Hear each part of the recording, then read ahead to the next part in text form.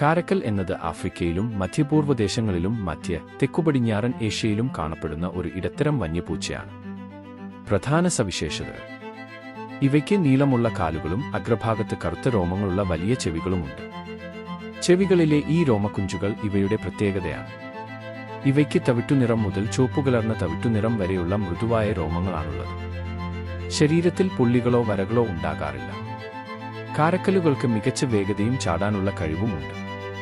പറക്കുന്ന പക്ഷികളെ വരെ 3 മീറ്റർ വരെ ഉയരത്തിൽ ചാടി പിടിക്കാൻ ഇവയ്ക്ക് സാധിക്കും. ഇവ പ്രധാനമായും രാത്രികാലങ്ങളിൽ ഇരതേടുന്ന സ്വഭാവമുള്ളവയാണ്. കാരക്കൽ എന്ന പേര് തുർക്കി ഭാഷയിലെ കരാഗുലക് എന്ന വാക്കിൽ നിന്നാണ് വന്നത്. ഇതിനർത്ഥം കറുത്ത ചെവി എന്നാണ്. ഇന്ത്യയിൽ ഇവയെ ഇസിയ ഗോഷി എന്നും വിളിക്കാറുണ്ട്. ഇതിനർത്ഥം കറുത്ത ചെവി എന്നാണ്.